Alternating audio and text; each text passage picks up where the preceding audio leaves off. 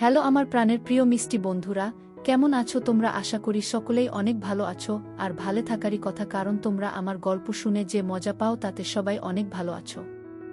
বন্ধুরা, আর বেশি কথা না বলে চলুন শুরু করি আজকের ভিডিও। আমার চাচার বিয়ে হয়েছে প্রায় 8 মাস আগে। নতুন চাচি দেখতে অত্যন্ত সুন্দর এবং তার হাসিতে একটি বিশেষ ধরনের আলো ছিল। কিন্তু চাচা চাচি বাড়িতে আসার পর থেকে প্রতিদিন রাতেই তাদের মধ্যে তর্কবিতর্ক শুনতে পেতাম। এটি আমার জন্য একেবারে নতুন অভিজ্ঞতা। বিয়ের প্রথম দিন থেকেই তাদের মধ্যে যে ভালোবাসা ছিল তা যেন ক্রমশ হারিয়ে যাচ্ছিল। বিষয়টি আমাকে খুব ভাবিয়ে তুলেছিল। কেন এমন হচ্ছে সেই প্রশ্নে একদিন সাহস করে চাচির কাছে তাদের তর্কের কারণ জানতে চাইলাম। চাচির কাছে গিয়ে আমি বললাম, চাচি, সবকিছু ঠিক থাকলে আপনাদের মধ্যে এমন তর্ক কেন হচ্ছে? চাচি আমার দিকে শান্তভাবে তাকিয়ে বললেন, তোমার চাচা আর আমি কিছু বিষয়ে একমত হতে পারছি না। এটাই আমাদের সমস্যার মূল কারণ। কি? এরপর চাচি কিছুক্ষণ চিন্তামগ্ন হয়ে আমার দিকে তাকিয়ে রইলেন, যেন কিছু বলতে চান কিন্তু থেমে গেলেন। তারপর হঠাৎ করে আমার হাত ধরে আমাকে তার ঘরে নিয়ে গেলেন। বন্ধুরা, আজকের গল্পটা খুবই বিশেষ হতে চলেছে, তাই সবাই মনোযোগ দিয়ে শুনো। দয়া করে ভিডিওটি ভালো লাগলে লাইক, শেয়ার এবং চ্যানেলটি সাবস্ক্রাইব করতে ভুলবে না। দাদু সাধারণত ছাদে ঘুমাতেন, তবে চাচা বাড়িতে না থাকলে তিনি তার ঘরে এসে ঘুমাতেন। এক রাতে আমি দেখলাম চাচি দাদুর ঘরের দিকে যাচ্ছেন। তখন বিষয়টি নিয়ে খুব একটা ভাবিনি। গভীর রাতে হঠাৎ কাশি উঠায় ঘুম ভেঙে গেল। পানি খাওয়ার জন্য রান্নাঘরের দিকে যাচ্ছিলাম, তখন দেখি চাচি দাদুর ঘর থেকে বের হচ্ছেন। সে সময় চাচি খুব ক্লান্ত লাগছিলেন। নিজের ঘরে ফেরার সময় তিনি বেশ দুর্বলভাবে হাঁটছিলেন। ভারসাম্য হারানোর আগে আমি তাকে ধরে ফেললাম। আমাকে দেখে চাচি একেবারে ভড়কে গেলেন। আমি তাকে তার ঘর পর্যন্ত পৌঁছে দিলাম এবং জিজ্ঞাসা করলাম, চাচি, এত রাতে আপনি দাদুর ঘরে কি করছিলেন? চাচি কিছু না বলে চুপচাপ আমার দিকে তাকিয়ে রইলেন। চাচি দেখতে সত্যিই খুব সুন্দর ছিলেন, তার বয়সও কম ছিল, তাই তাকে আরও বেশি সুন্দর লাগত। সব সময় সাজগোজ করে থাকতে ভালোবাসতেন, যা তাকে আরও আকর্ষণীয় করত। চাচি সবার কাছে পুরনো হলেও আমার কাছে তিনি নতুন বইয়ের মতোই ছিলেন। গ্রামের পরিবেশে এক অদ্ভুত শান্তি আছে। শহরের ব্যস্ততার মাঝে যখন আমার পরীক্ষার চাপ থেকে মুক্তি পেলাম, তখন আমার মন গ্রামের দিকে টেনে নিল। বাবার চাকরির কারণে আমরা শহরে থাকলেও গ্রামের স্মৃতিগুলো সবসময় আমার মনে জেগে থাকত। চাচার বিয়ে হয়েছে প্রায় 8 মাস আগে, আর এটি ছিল প্রথমবার যখন আমি তাদের বিয়ের পর গ্রামে যাচ্ছিলাম। গ্রামের পুরনো উঠোন, যেখানে ছোটবেলায় কত খেলেছি, এখন চাচা আর দাদুর থাকার প্রধান জায়গা হয়ে উঠেছে। চাচার নতুন বউ, আমার চাচি, এখন সেই বাড়ির দায়িত্ব পালন করছেন। বিয়ের সময় নতুন চাচিকে মাত্র এক ঝলক দেখেছিলাম, কারণ বাবার ছুটি সীমিত থাকায় আমাদের দ্রুত ফিরে যেতে হয়েছিল। তখন থেকেই চাচিকে মনে মনে অনেক পছন্দ করতাম। গ্রামে পৌঁছে প্রথমেই ঘরে ব্যাগটা রেখে আসলাম। তখনই চাচি এক গ্লাস পানি নিয়ে আমার সামনে এলেন। তিনি খুব শান্ত এবং লাজুক স্বভাবের মনে হল, সবসময় ঘোমটা টেনে থাকতেন, যেন তার মধ্যে এক অজানা জড়তা লুকানো ছিল। পানি দিয়ে দ্রুত চলে গেলেন, আমি তাকে ভালোভাবে দেখতেও পারলাম না। এমনকি কথা বলার ইচ্ছাও প্রকাশ করলেন না। পরের দিন ঠিক করলাম পুরনো বন্ধুদের সাথে দেখা করব। গ্রামের সেই বন্ধুরা, যাদের সাথে ছোটবেলায় কত দুষ্টুমি করেছি। আমার সবচেয়ে কাছের বন্ধু আরিয়ান আমার আসার খবর পেয়ে খুব খুশি হল। সে বলল, চল আমরা কুজোতে সাঁতার কাটতে যাই। শহরের ব্যস্ত জীবনে এমন মজা করার সুযোগ কোথায়? উত্তেজনা নিয়ে আরিয়ানের সাথে কুজোতে সাঁতার কাটতে গেলাম। কুজের ঠান্ডা ও স্বচ্ছ পানিতে সাঁতার কাটতে কাটতে শৈশবের সব স্মৃতিগুলো যেন আবার ফিরে এলো।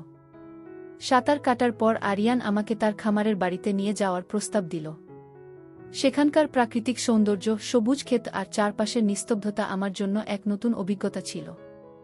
শহরের কোলাহল থেকে দূরে এই জায়গাটা যেন স্বর্গের মতো মনে হচ্ছিল। আমরা কয়েকদিন দারুণ আনন্দ করলাম, ক্ষেতের মাঝে ঘোড়ায় চড়া, কুয়ার পাশে সাঁতার কাটা আর গ্রামের হাওয়া উপভোগ করা। কিন্তু চতুর্থ দিন হঠাৎ আরিয়ানকে তার বোনের বাড়ি যেতে হলো। যাওয়ার আগে খামারের বাড়ির চাবি দিয়ে বলল, যখন ইচ্ছে এখানে এসো, তোমার ভালো লাগবে গু। তবে আরিয়ান না থাকায় সেখানে যাওয়ার ইচ্ছা হলো না। বরং বাড়িতে থেকেই নতুন চাচিকে জানার চেষ্টা করলাম। সেদিন সকালে সূর্যের আলো ধীরে ধীরে গাছের পাতার ফাঁক দিয়ে এসে পড়ছিল। আমি ঘুম থেকে উঠে দেখি সকাল 10টা বাজে, কিন্তু আমি এখনো স্নান করিনি। দাদু আমার মনমরা চেহারা দেখে জিজ্ঞাসা করলেন, কি হয়েছে বাবা, এত বিষণ্ণ কেন? আমি বললাম, আরিয়ান, আমার প্রিয় বন্ধু, কয়েকদিনের জন্য তার বোনের বাড়ি গেছে। তাই নিজেকে একা অনুভব করছি। বাড়িতে বসে বোর লাগছে। আজ কুচতে সাঁতার কাটারও ইচ্ছে নেই। দাদু হাসতে হাসতে বললেন, এটা তো খুব সাধারণ ব্যাপার। চিন্তা করো না, আজ তোমার স্নান করার আলসেমি কাটানোর জন্য চাচি তোমাকে সাহায্য করবে। চাচি এই কথা শুনে একটু অবাক হলেন, কারণ তিনি সবসময় লাজুক স্বভাবের ছিলেন। কিন্তু দাদুর কথা ফেলতে পারলেন না। আমি বাথরুমে গিয়ে চাচির আসার জন্য অপেক্ষা করতে লাগলাম। কিছুক্ষণ পর চাচি বাথরুমে এলেন এবং আমাকে জিজ্ঞাসা করলেন, কি হয়েছে তোমার? আমি বললাম, কিছুটা একঘেয়ে লাগছে। চাচি হেসে বললেন, চলো, আজ আমি তোমাকে স্নান করিয়ে দেই। তিনি পাশে দাঁড়িয়ে স্নেহের পরশে আমার মাথায় পানি ঢাললেন। তখনই তার আন্তরিক যত্ন অনুভব করতে পারলাম। তার এমন যত্ন দেখে আমি কিছুটা অপ্রস্তুত হয়ে গেলাম এবং ভাবতে লাগলাম, কেন ইদানিং আমি তার দিকে এত কম মনোযোগ দিচ্ছিলাম। মনে হলো, যদি গত কয়েকদিন চাচির সাথে একটু বেশি সময় কাটাতাম, তাহলে আজকের দিনটা হয়তো আরও ভালো কাটত। স্নানের সময় খেয়াল করলাম চাচি কিছুটা চিন্তিত ছিলেন এবং আমার দিকে কম নজর দিচ্ছিলেন। তার মনোযোগ ফিরিয়ে আনার জন্য মজা করে সাবানের ফেনা তার গালে আলতো করে লাগিয়ে দিলাম। চাচি হালকা হাসলেন, তবে তার মুখে একটি অপ্রস্তুত ভাব ফুটে উঠেছিল। তখন আমাদের দুজনেরই হাসি পেল। চাচি যখন আমাকে স্নানে সাহায্য করছিলেন, তখন তার ওড়নাটি বারবার একটু সরছিল, আর তিনি যত্ন সহকারে সেটি ঠিক করছিলেন। এক সময় হেসে বললেন, এই কাজ করতে গিয়ে সবকিছু সামলানো বেশ কঠিন। আমি তাকে এমনভাবে হাসতে আগে কখনো দেখিনি। তার এই সরল হাসিতে মুহূর্তটা আরও সুন্দর হয়ে উঠেছিল। তিনি দ্রুত ওড়নাটি ঠিক করে নিলেন এবং বললেন, আমি তোকে সাবান লাগিয়ে দিয়েছি, এবার তুই নিজেই গায়ে পানি ঢেলে নে। এই কথা বলে তিনি তাড়াতাড়ি বাথরুম থেকে বেরিয়ে গেলেন। আমি পানি ঢেলে স্নান শেষ করলাম, তারপর গায়ে তোয়ালে জড়িয়ে বাইরে বের হলাম। বাইরে এসে দেখলাম দাদু কোথাও নেই। বাথরুম থেকে বেরিয়ে সরাসরি চাচির কাছে গেলাম। চাচি তখন ঘরে শাড়ি পরিবর্তন করছিলেন। আমাকে দেখে অবাক হয়ে বললেন, আরিয়ান, পুরো কাপড় পরনি কেন? আমি বললাম, তুমি যখন আমাকে স্নান করিয়ে দিলে, তখন আমার চুলও শুকিয়ে দাও না। তোমার কোমল হাতের স্পর্শ আমার খুব ভালো লেগেছে। আমার কথা শুনে চাচি কিছুটা লজ্জা পেলেন। আমি তখন হাসতে হাসতে বললাম, আমি তো মজা করছিলাম। নিজের প্রিয় চাচির সঙ্গে একটু মজা করা কি অন্যায়? এই কথা শুনে চাচি মুচকি হাসলেন। বাড়িতে আসার পর তাকে এই প্রথমবার হাসতে দেখলাম। চুলে পানি মুছতে মুছতে চাচি ঘর থেকে বেরিয়ে যাচ্ছিলেন। হঠাৎ আমি তার হাত ধরে জিজ্ঞেস করলাম, তুমি সবসময় এত ক্লান্ত কেন? সব ঠিক আছে তো? চাচি কিছু না বলে চুপচাপ রইলেন। রাতের দিকে হঠাৎ চাচার ঘর থেকে চাচির চিৎকার শুনতে পেলাম। চাচার ঘরটি আমার ঘরের ঠিক পাশেই ছিল। আমাদের বাড়িতে দাদুর জন্য আলাদা ঘর ছিল, তবে মাঝে মাঝে তিনি ছাদে ঘুমাতে পছন্দ করতেন। সেই রাতে দাদু ছাদে ছিলেন, তাই হয়তো চাচার ঘর থেকে আসা আওয়াজ শুনতে পাননি, তবে আমি স্পষ্ট শুনতে পাচ্ছিলাম। চাচা চাচির সঙ্গে রাগ করছিলেন, কারণ চাচি তাকে সময় না দিয়ে ঘুমিয়ে পড়েছিলেন। তাদের ব্যক্তিগত বিষয় শোনা ঠিক মনে হলো না, তাই নিজ ঘরে ফিরে এলাম। কিন্তু পরের রাতেও চাচির ঘর থেকে অদ্ভুত আওয়াজ শুনতে পেলাম। কৌতূহল বেড়ে গেল, তাই চাচির ঘরের দিকে নজর দেওয়ার সিদ্ধান্ত নিলাম। আমার ঘর থেকে বেরিয়ে চাচার ঘরের দিকে এগোতে গেলে হঠাৎ দাদুর আওয়াজ পেলাম। মনে হলো দাদু ছাদ থেকে নেমে এসেছেন। দাদুর আওয়াজ শুনেই চাচির ঘর থেকে আসা আওয়াজ বন্ধ হয়ে গেল। দাদু প্রায় 70 বছরের বৃদ্ধ হলেও তার শারীরিক গঠন আর কণ্ঠস্বর বেশ শক্তিশালী ছিল। দাদুর উপস্থিতি টের পেয়ে মাথা নিচু করে নিজের ঘরে ফিরে এলাম। পরদিন সকালে নাস্তার সময়ও চাচা আর চাচির মধ্যে এক ধরনের টানাপোড়েন টের পেলাম। দুজনেই যেন একে অপরের দিকে তাকাতে চাইছিলেন না। চাচা প্রতিদিনের মতো নাস্তা সেরে দোকানে চলে গেলেন। চাচির সেই অদ্ভুত রাতের আওয়াজগুলো আমার মনে বারবার ঘুরছিল, আর চাচির দিকে তাকিয়ে কিছুটা অস্বস্তি লাগছিল। নাস্তা শেষে আমি ঘরে ফিরে মোবাইল দেখতে দেখতে ঘুমিয়ে পড়লাম। ঘুম ভাঙার পর বাইরে বের হয়ে দেখি দাদু আর চাচি কেউই ঘরে নেই। চাচির ঘরের দরজা খোলা, কিন্তু দাদুর ঘরের দরজা বন্ধ। রান্নাঘরে গিয়ে পানি পান করে বাইরে তাকিয়ে দেখি চাচি দাদুর ঘর থেকে বের হচ্ছেন, তার চেহারায় স্পষ্ট ক্লান্তির ছাপ। তিনি বারবার নিজের হাত মুছছিলেন এবং তার মুখ দেখে মনে হচ্ছিল যেন তার শরীরের উপর চাপ পড়েছে। আমাকে দেখে চাচি বললেন, আরিয়ান, বসে থাকো, আমি তোমার জন্য খাবার নিয়ে আসছি। তার এই ক্লান্ত চেহারা দেখে ভাবছিলাম, চাচি দাদুর ঘরে এমন কি করছিলেন যা তাকে এতটা ক্লান্ত করে তুলেছে। বাড়িতে কিছু বিষয় আমাকে বেশ অদ্ভুত লাগছিল। চাচি দেখতে খুবই সুন্দর ছিলেন, আর গ্রামে আসার পর থেকেই লক্ষ্য করছিলাম দাদু খুব একটা বাড়ির বাইরে যান না। তিনি সবসময় চাচির কাছেই থাকতেন। এটা স্পষ্ট হয়ে উঠল যে চাচি সবসময় ক্লান্ত থাকেন, এবং সাধারণ গৃহস্থালির কাজ করে কেউ এতটা ক্লান্ত হতে পারে বলে মনে হয় না। প্রায় প্রতিদিনই চাচা আর চাচির মধ্যে কোনো না কোনো কারণে অশান্তি হচ্ছিল। মনে হচ্ছিল চাচি হয়তো চাচাকে সেই সময় দিতে পারছিলেন না যা চাচা চাচ্ছিলেন, আর এ কারণেই চাচা প্রায় রেগে থাকতেন। দুপুরে যখন চাচা বাড়িতে থাকতেন না, চাচি প্রায় 5 ঘন্টা ধরে দাদুর ঘরে থাকতেন। সেই ঘর থেকে বের হলে তার চেহারায় স্পষ্ট ক্লান্তির ছাপ দেখা যেত। কয়েকদিন মনোযোগ দিয়ে বাড়ির সবকিছু পর্যবেক্ষণ করার পর ধীরে ধীরে সবকিছু বুঝতে শুরু করলাম। একদিন দুপুরে হঠাৎ চাচা তার দোকানটি বন্ধ করে বাড়িতে ফিরে আসেন। তার শহরের দোকানের জন্য কিছু জিনিস কিনতে যাওয়া প্রয়োজন ছিল। দুপুরে তিনি শহরের উদ্দেশ্যে রওনা হন এবং জানান যে রাতে বাড়ি ফিরে আসবেন। তবে শহরে পৌঁছেই জানতে পারেন যে বৈদ্যুতিক সামগ্রীটি নিতে 2 দিন সময় লাগবে।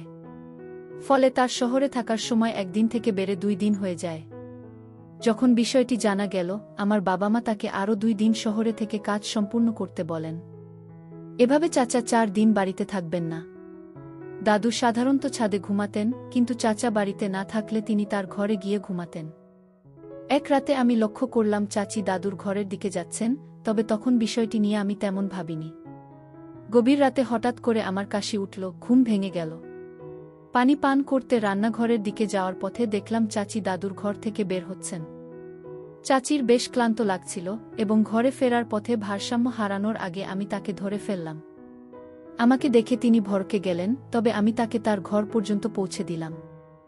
জিজ্ঞাসা করলাম, চাচি, এত রাতে আপনি দাদুর ঘরে কি করছিলেন? তিনি কিছু না বলে শুধু বললেন, আমার খুব ঘুম পাচ্ছে, আর চুপচাপ নিজের ঘরে গিয়ে ঘুমিয়ে পড়লেন। চাচির গভীর রাতে দাদুর ঘর থেকে বের হওয়া এবং তার ক্লান্ত মুখ দেখে ঘটনাটি আমার কাছে রহস্যময় লাগল। পরের দিন আমি চাচির কাছ থেকে একই প্রশ্নের উত্তর জানার চেষ্টা করি। দুপুর 12টার দিকে দাদু বাজারে সবজি কিনতে গেলে আমি রান্নাঘরে গিয়ে চাচিকে আবার প্রশ্ন করি, আপনি এত রাতে দাদুর ঘরে কি করছিলেন? চাচি উত্তর দিলেন, দাদু কাশছিলেন, তাই তাকে পানি দিতে গিয়েছিলাম। তবে আমার সন্দেহ হল, কারণ পানি দেওয়ার জন্য 5 মিনিটই যথেষ্ট, অথচ তিনি প্রায় 3 থেকে 4 ঘন্টা দাদুর ঘরে ছিলেন। একদিন যখন দাদু পঞ্চায়েতে গিয়েছিলেন এবং জানতাম তার ফিরতে দেরি হবে, তখন আমি চাচিকে কিছুক্ষণ বাইরে নিয়ে যাওয়ার পরিকল্পনা করলাম। তাকে বাজারে নিয়ে যাওয়ার কথা বলেই আসলে আমার বন্ধুর ফার্ম হাউসে নিয়ে গেলাম। সেখানে গিয়ে চাচিকে সরাসরি জিজ্ঞাসা করলাম, আপনার আর দাদুর মধ্যে আসলে কি চলছে? আপনি কি চাচার সাথে সুখী নন, নাকি অন্য কোনো কারণ আছে? চাচি একটু অপ্রস্তুত হয়ে বললেন, সবকিছু যেমন দেখছো তেমন নয়। কিছু জিনিস আছে যা তোমার বোঝার বাইরে। তোমার চাচা সবসময় চায় যেন আমি তার এবং বাকিদের যত্ন নিই। এরপর তিনি উঠে চলে গেলেন। তিনি সত্যিই কিছু লুকাচ্ছিলেন, এবং আমি স্থির করলাম তার উপর নজর রাখব। সেদিন যেমন চাচিকে ফার্ম হাউসে নিয়ে গিয়েছিলাম, তেমনি তাকে আবার বাড়িতে ফিরিয়ে এনে জানালাম যে বন্ধুর কাছে যাচ্ছি এবং সন্ধ্যায় ফিরে আসব। এরপর আমি দাদু ও চাচির একসঙ্গে কিছুটা সময় কাটানোর সুযোগ দিয়ে আসলেই পথে বেরিয়ে পড়লাম, কিন্তু ইচ্ছে করে কিছুক্ষণ পর বাড়িতে ফিরে আসলাম। দুপুর 2টা থেকে সন্ধ্যা 7টা পর্যন্ত তাদের কথাবার্তা শুনে সবকিছু পরিষ্কার হয়ে গেল। আমার চোখের সামনেই সারাদিনের ঘটনার রহস্য উদ্ঘাটন হল। রাতে খাবার শেষে এমন ভাব করলাম যেন আমি নিজের ঘরে যাচ্ছি, কিন্তু আসলে লুকিয়ে দাদুর ঘরে ঢুকে গেলাম। ঘণ্টাখানেক পর দেখলাম চাচি দাদুর ঘরে এলেন এবং দাদুর পায়ে মালিশ করতে শুরু করলেন। দাদু চাচির সাথে যেন কোনো চাকরের মতো কথা বলছিলেন, কঠিন ভাষায় নির্দেশ দিচ্ছিলেন। প্রায় 2 ঘণ্টা চাচি দাদুর সেবা করছিলেন। সকালে চাচা বাড়ি ফিরলে আমি সবার সামনে প্রস্তাব করলাম, চাচা, এখন আপনি এবং চাচি আমাদের সাথে শহরে চলে আসুন। বাবা আপনার জন্য একটি ভালো চাকরির প্রস্তাব পেয়েছেন। দাদু তো শহরে যাবেন না, কারণ তার গ্রামের প্রতি অনেক ভালোবাসা আছে। চাচা শহরে যাওয়ার সম্মতি দিলেন, আর আমি মনে মনে স্বস্তি পেলাম যে অবশেষে চাচি দাদুর কঠোর আচরণ থেকে মুক্তি পাবেন। দাদু একেবারে বিস্মিত হয়ে গেলেন। তিনি বললেন, রমেশ, তুমি আর তানিয়া কোথাও যাবে না। যদি তোমরা চলে যাও, তবে আমি এখানে একা কিভাবে থাকব? তখন আমি বললাম, দাদু, চাচা ও চাচি এখানে থাকলেও আপনি চাচিকে কতটা মূল্য দেন? তাকে আপনি একজন কাজের মহিলার মতো ব্যবহার করেন। আমি গতকাল সারাদিন আপনাদের উপর নজর রেখেছি। চাচি চাচাকে সময় দিতে পারেন না, এবং তাদের মধ্যে সবসময় ঝগড়া হয়। এর কারণও আমি খুঁজে পেয়েছি। দাদু, আপনি চাচিকে সারাদিন কাজের মধ্যে ব্যস্ত রাখেন। কোনো প্রয়োজন ছাড়াই দিনের পর দিন তাকে পায়ে মালিশ করতে বাধ্য করেন। রাতে যখন তারা শুতে যান তখন চাচি এতটাই ক্লান্ত থাকেন যে ইচ্ছা থাকা সত্ত্বেও চাচাকে সময় দিতে পারেন না। আর এই কারণেই তাদের মধ্যে সবসময় ঝগড়া লেগে থাকে। এখানে আসার পর থেকেই আমি তাদের ঝগড়ার কথা শুনে আসছি। দাদু, যদি আপনি আপনার ছোট বউয়ের কোনো মূল্যই না দেন, তাহলে তাকে এখানে রাখার মানে কি? চাচা ও চাচি শহরে চলে যাওয়ার সিদ্ধান্ত নিয়েছেন। আমি এসব কথা চাচাকে আগেই জানিয়ে দিয়েছিলাম। এই কথা শুনে দাদুর চোখে জল চলে এলো। তিনি বললেন, রমেশ, আমাকে ক্ষমা করে দাও। তুমি এই সাধারণ পরিবারের মেয়ের সঙ্গে বিয়ে করেছিলে আর সেজন্যই আমি রেগে গিয়েছিলাম। সে এক পয়সাও নিয়ে এই বাড়িতে আসেনি, তাই আমি তার সঙ্গে কাজের মহিলার মতো আচরণ করতাম এবং নিজের রাগ তার উপর ঝাড়তাম।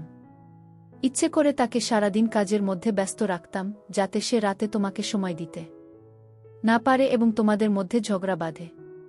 আমি নিজেই আমার ছেলের সুখে বাধা সৃষ্টি করছিলাম। এখন যখন আরিয়ান তোমাদের শহরে নিয়ে যাওয়ার কথা বলছে, আমি মুহূর্তেই বুঝতে পারলাম তোমাদের কতটা প্রয়োজন, বিশেষ করে আমার বুমা। আমাকে মাফ করো। তোমাদের ছাড়া আমি এখানে একা কিভাবে থাকব? এই কথা বলে দাদু চাচা ও চাচির সামনে হাত জোড় করলেন। চাচা ও চাচি তাকে ক্ষমা করে দিলেন, কারণ দাদু তার ভুল বুঝতে পেরেছিলেন। দাদুর ছোট ছেলের প্রতি গভীর ভালোবাসা ছিল, আর সেই কারণেই চাচি কখনো কোনো অভিযোগ করেননি। তিনি বাবা ও ছেলের সম্পর্কের মধ্যে ফাটল ধরাতে চাননি। তার মনে হতো একদিন দাদু তাকে বুঝতে পারবেন, সেই আশা নিয়ে তিনি দিন কাটাতেন। আমার উদ্দেশ্য ছিল দাদুকে তার ভুল বুঝিয়ে দেওয়া। কয়েকদিনের মধ্যেই দাদু তার বোমাকে যথাযথ মর্যাদা দিতে শুরু করলেন। চাচির গরিব পরিবারের অবস্থা নিয়ে তিনি যে খোঁটা দিতেন তা সম্পূর্ণভাবে বন্ধ করে দিলেন, কারণ দাদু বুঝতে পেরেছিলেন চাচির সৌন্দর্য এবং তার উদার মনের সঙ্গে তার পরিবারের আর্থিক অবস্থার কোনো সম্পর্ক নেই।